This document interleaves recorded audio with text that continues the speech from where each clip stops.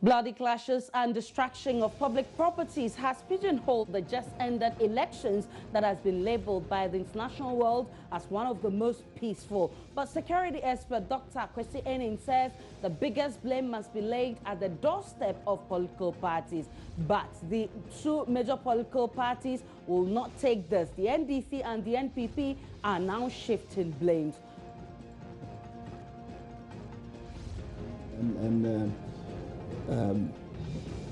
The leadership of both parties should come out strongly and issue statements for restraint. It's come to a time to put a stop to it. So how do we resolve this issue and ensure these pockets of violence does not mar the beauty of the just-ended elections? We'll be getting responses from some politicians and political analysts, plus security experts. This is today's big story. My name is Aisha Brian.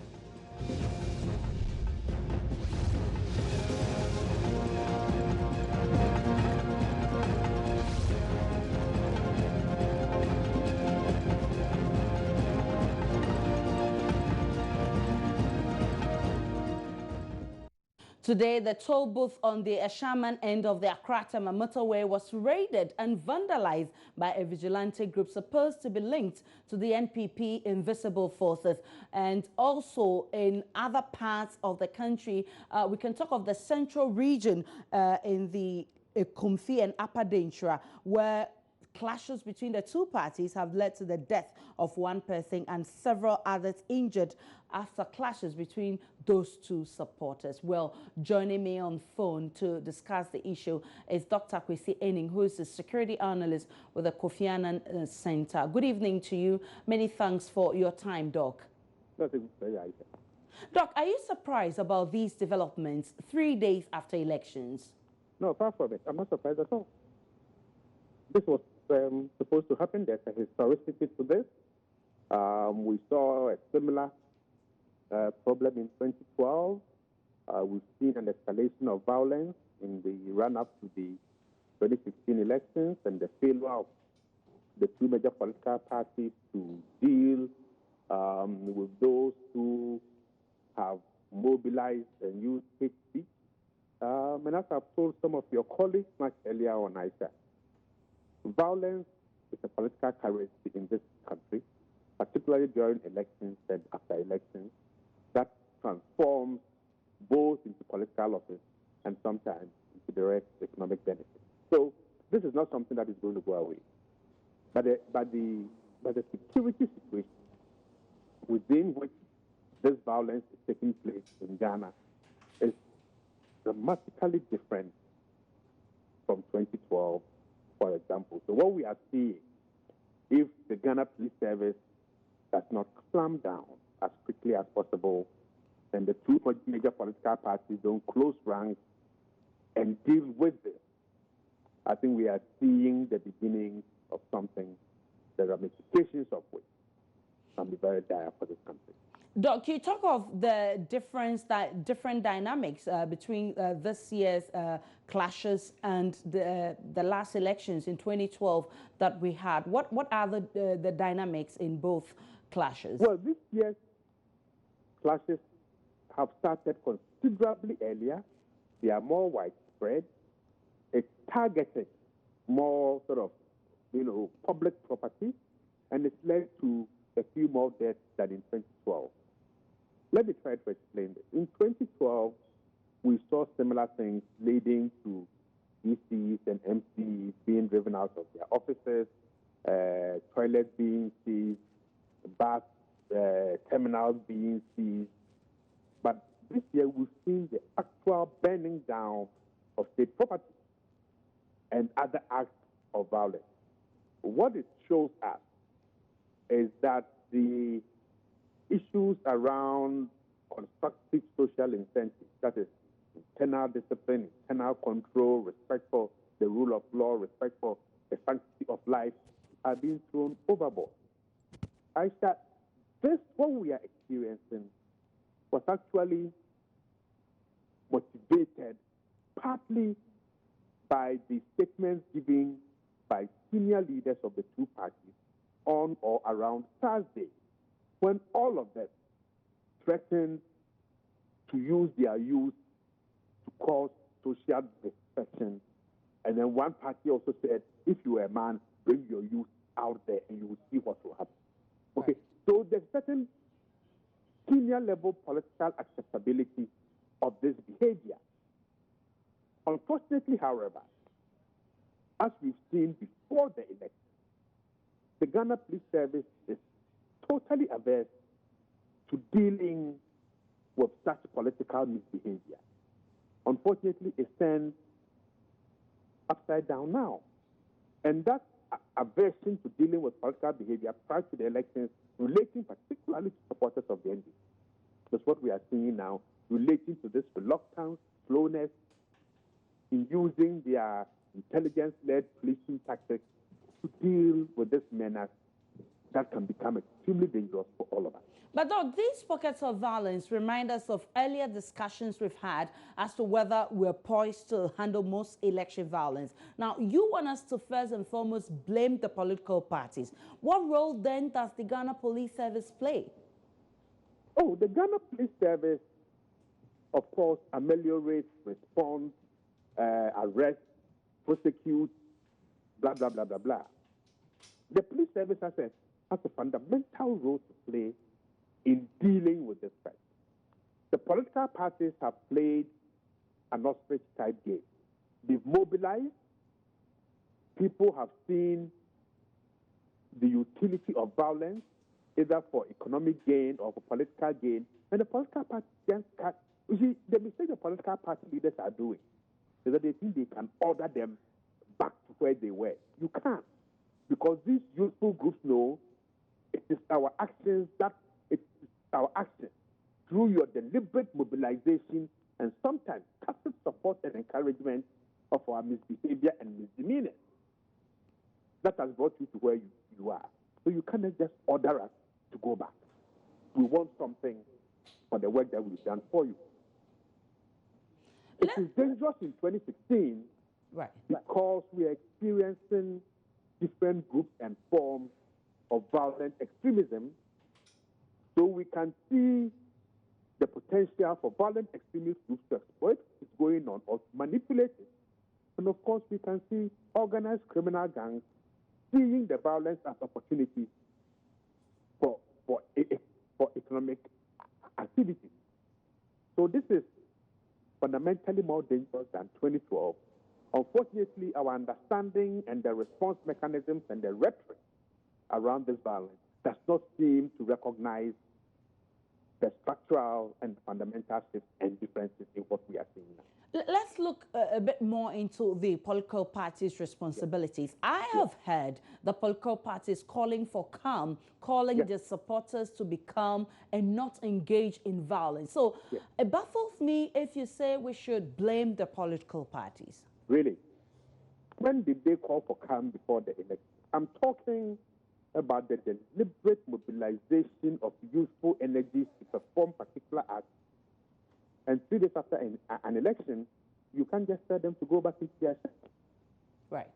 If you can give me just one instance before December 7th of all the actions and the mobilization that took place and our recognition political vigilantism related to political parties, if you can give me one instance where political parties and their leaders shifted themselves from those, that will make me a very happy man.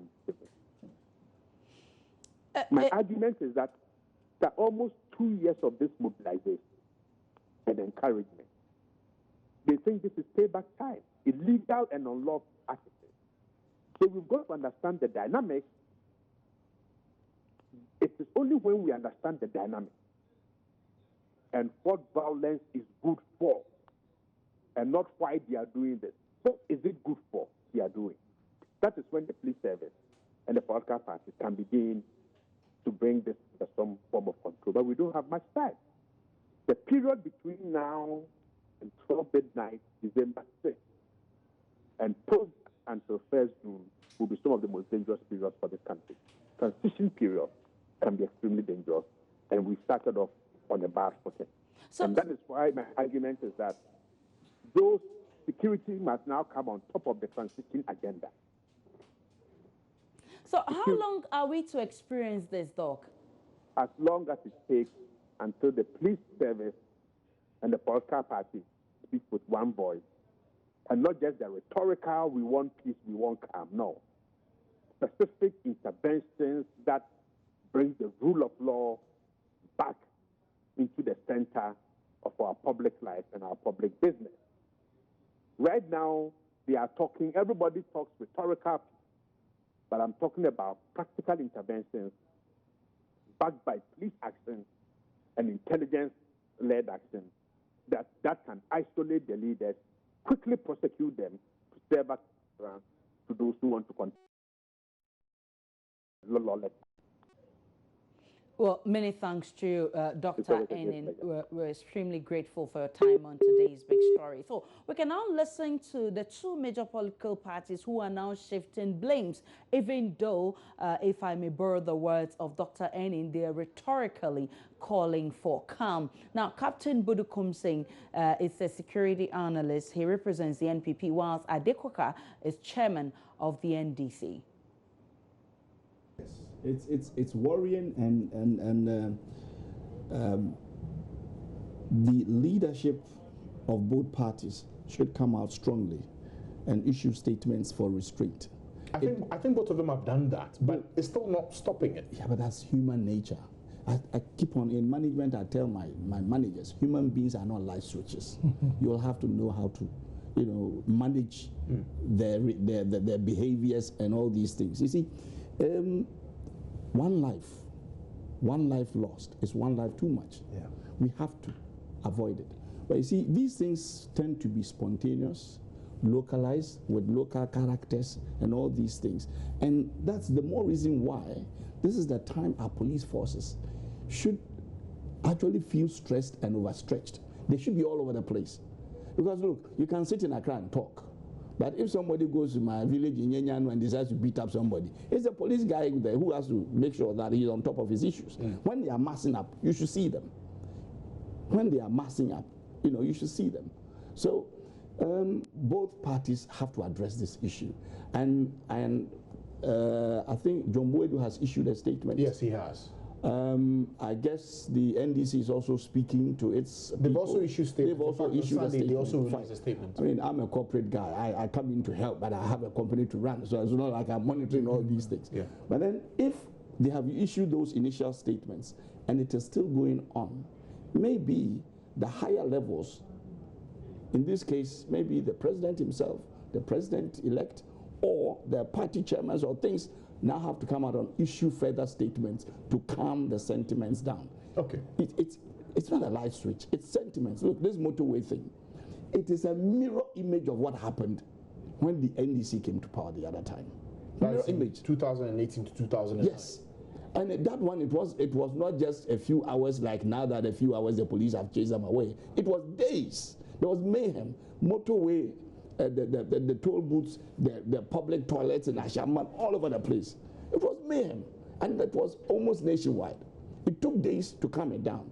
I'm not justifying it. It is wrong. The police should have grown better capacity and all these things. That's why I said, look, if Ghana is going to get into problems, if Ghana is going to burn, it's the police.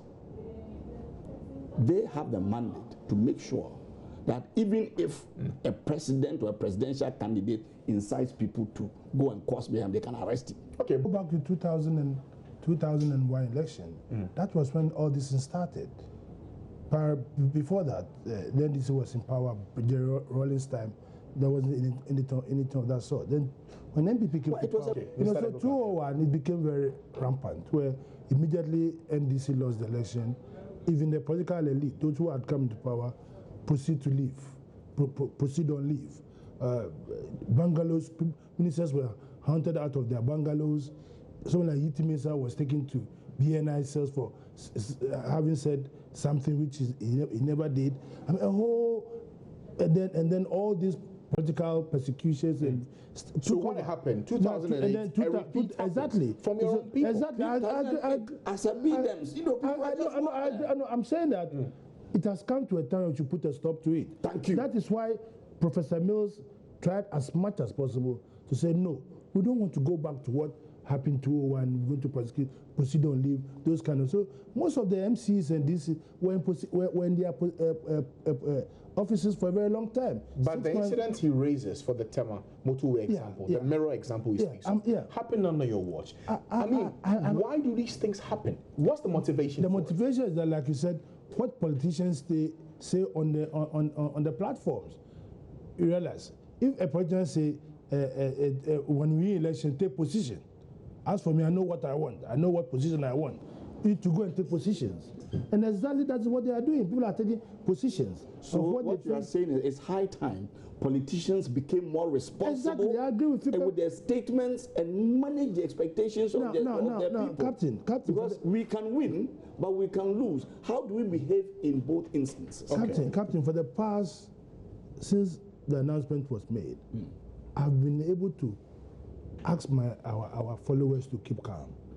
There's been so much pressure that they want also to react. I said, no. Pressure to retaliate. To retaliate.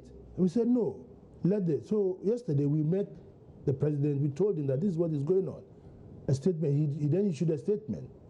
I'm expecting the president-elect himself to speak that these things that are going on is unacceptable, unwarranted, and we need to have a peaceful country to move on, because look, all of us are followers. All of us are followers. And like Captain said, if somebody decides to react, where are we going to end up? Okay, so the two representatives were speaking on the pulse to my colleague Francis Aban. Let's do more and speak with Dr. Eric Odro-Sine, who is political analyst. He's also with the Institute of Local Government Studies. Good evening to you, Doc. Many thanks for your time. I must say he's also a lawyer. Good evening. Right, so security analysts say we should put the blame on political parties. How does this come across to you? Thank you very much. I think I will not agree that we should put the blame squarely on the political parties. Okay, he says first and foremost we should put that at the doorsteps of the political parties, and then we can bring in the police and the others. No, I think first and foremost we should try and then put the blame on the current administration. The reason is that the current administration is still in charge of the security of the nation. Between now and the 7th of January, they are responsible for ensuring effective national security. So I think the sitting president will have to talk to his Minister of Interior and the National Security Coordinator to make sure that they put all strategies in place to prevent that from happening. Then secondly, I would also call on the political parties and the president-elect to talk to their people. It is true that some of the things that are happening have been attributed to the followers of the NPP. But I think that the president must be seen to be in charge, because he has not yet handed over to the incoming president. The Minister for Interior has not relieved of his post as a minister responsible for Interior. So internal security is still within his control. So yes, I'll blame the political parties, but I think that the leadership of the country must make sure that they activate the national security system. Now, I've had the president call for calm. I've had the president call on the security services to up their game. I've heard the NPP call for calm, calling their supporters to enjoy or celebrate in moderation. But it looks to me like just the mere call is not enough to resolve some of these issues. I agree with you. A mere call is not enough.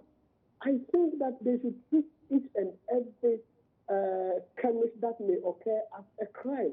And swiftly, the security agency within the district or the unit within which it occurs should act. They should not spare anybody. Yes, the president has called, the president-elect has also called, the political leadership have also called on the members not to do anything of that sort. But they are still doing it. I think the security is too relaxed between now and January 7th. The security apparatus must up their game and then arrest anybody who breaches the law. What they are doing amounts to a breach of the law, because there is an existing framework that will govern smooth transition. And nobody is expected to go and take over any state property that amounts to lawlessness, and no, we should not condone that. So I call on the security to act. It is not mere rhetoric, it is not mere talk. The president has given the instructions. The security agencies must be seen to be acting. They should arrest anybody that starts to do things that will compromise the security of the nation. Right. Many thanks to you, Dr. Eric Odro-Osai. We appreciate your time on today's big story. We can listen to the leader for this group purported to be linked to the NPP, who earlier on vandalized the Tema motorway toll booth, justifying their action. You know, the reason why we came here, where they were in power, a few days to go off, we'll be having information. There's a looting, and when government is going off like that, we know some of the people what they do. So we, you know, when we came here this morning, no, we are coming to sack or take over everything. We are coming to monitor. So those people saw it when we were standing there. They started taking the money from the, what do you call it, the coffers. Then we blocked the money. So we put it in our car boot till the police come. We could have moved the car and go, but because we don't want no one to talk, say, hey, one by, no, they come and took all the money and go. So that is what we do till the police come. But now we get information from our superior that they are on it. We should not reiterate like those people, and we understand them. So we give them the money back and we are going. You know, the reason why we came here, where they were in power, a few days to go off, we'll be having... All right, so they're trying to justify why they're vandalizing state property. Well, let's speak with Dr. Franklin Biney, who's also a security analyst. He joins me on the line. Doc, many thanks for your time. You warned earlier and gave some advice to the police and the public as to how we can prevent electoral violence. Now, fortunately, we've had a successful election. But did you see this coming, that we'll experience such violence in the aftermath of the elections? Very much, Aisha, and I thank you for the panelists that who have contributed earlier than I'm coming in this time around. Yes, from the question that you gave, I did, because normally in times like this, we always have the pre, the during, and the post. Now, I'm looking at it from this angle, that it would have been very much better for all the political parties that are in opposition, that is MPP down to the smallest ones, that they, in as much as they get time to train, to prepare their campaign programs and their supporters before, the same way they have, or they also take them through how to conduct themselves during the election against, to prevent the provocative languages that will escalate into trouble. In the same way, I do expect them to have also taken some programs to prepare and to strike them should they go into opposition, or should they also win the election. The kind of behavior, actions, the kind of, jubilation that must be, but these kind of simple mathematics or, principles, I think most of the political parties who are in opposition don't seem to foresee. And most of the time in Africa and a part of the world, we've come to realize that most of the problems that escalate into trouble and war are normally the post-election violence. And now what we are going through is very much concerned that we need to look at it and mitigate by the security agencies as soon as possible, because they know, and they have so many methodologies of approach of intelligence. When you put them together, of course, you realize that it is worth looking at it, and this anticipated that it will come. Now, in as much as they will only look at the supporters who did what we kept quiet or were sustained by Nanadu during the 2012 after the Supreme Court election, I believe the same leaders who have a greater influence must speak to them. In fact, that 2012, if he did not step in to calm them, it could have escalated and could have been in trouble. In the same way today, I believe they are the people in government, those in the position must stand up. I understand the president has done that, but then he must do more to calm his people. That same way, the ruling party or the elected political party must also speak up so that tempest will be coming down. So right, tempest will come down so that yes, this whole violence does not escalate. Exactly. Well, many thanks to you, Doc. That's how what time will allow us. We appreciate your time on today's big story. My name is Aisha Ibrahim. Many thanks for watching.